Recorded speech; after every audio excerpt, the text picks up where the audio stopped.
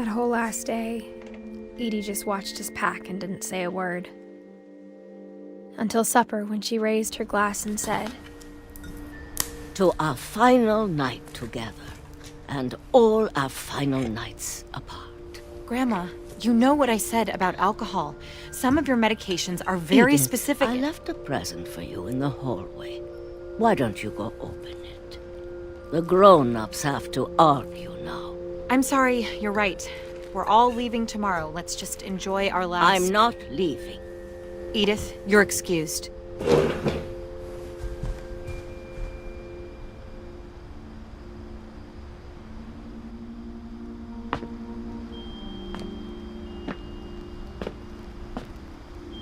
the power had been shut off that morning, but Edie always had plenty of candles. When my mom sealed the library, I don't think she knew about the other entrance. Or that Edie had a key to it.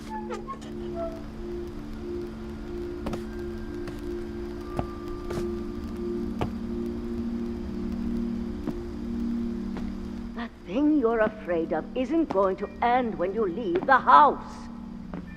Edith has a right to know these stories. My children are dead because of your stories. I think it's best if Edith and I leave tonight.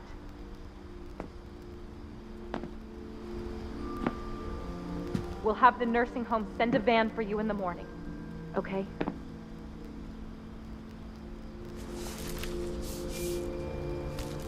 Dear Edith, there's so many stories I wish I could tell you, but there's only time for one.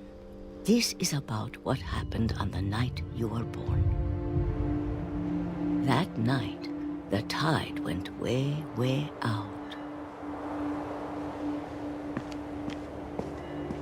It was the first and last time I ever saw the old house aground. There'd been an earthquake out in the middle of the ocean. They called it the lowest tide in 1,000 years. God, it smelled awful. You know, I've seen that house every day of my life.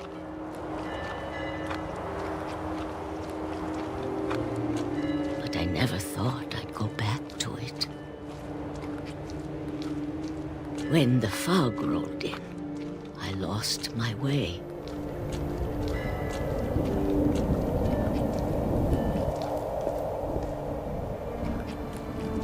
I got turned around.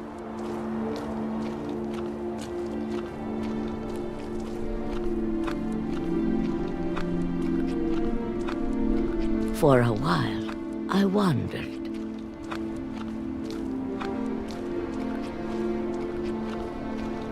I started seeing things.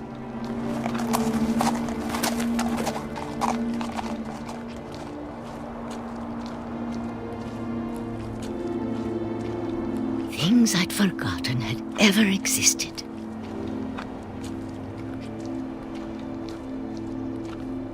But when I saw them, they felt like old friends. That night, a lot of things came back to me.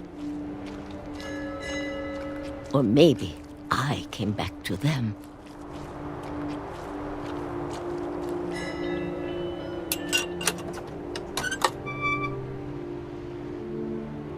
Things I can't explain, but that I need you to try and... Edith, what are you doing in here? It's mine! Edith! Mom, you're gonna rip it! Let go! I kicked and screamed, but Mom dragged me to the car.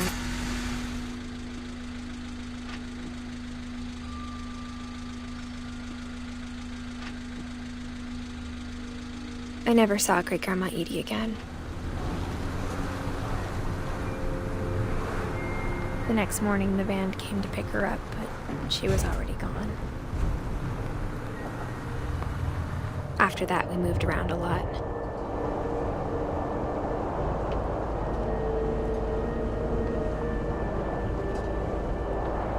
We both tried to make the best of it.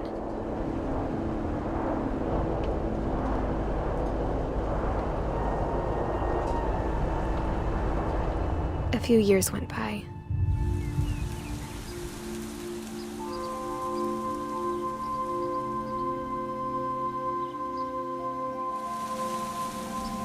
My mom didn't like to talk about it. But she started getting sick a lot.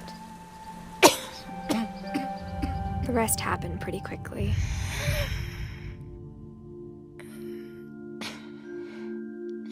She got better for a while, and then she didn't.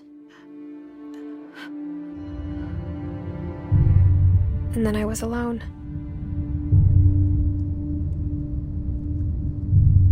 The last Finch left alive.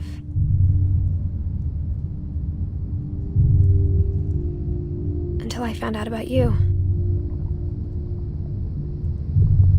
I'm still not sure what to tell you about all this. If we lived forever, maybe we'd have time to understand things. But as it is, I think the best we can do is try to open our eyes. And appreciate how strange and brief all of this is. This journal was supposed to be for you. But now I hope you'll never see it. I just want to meet you and tell you all these stories myself. But I guess if you're reading this now, things didn't work out that way.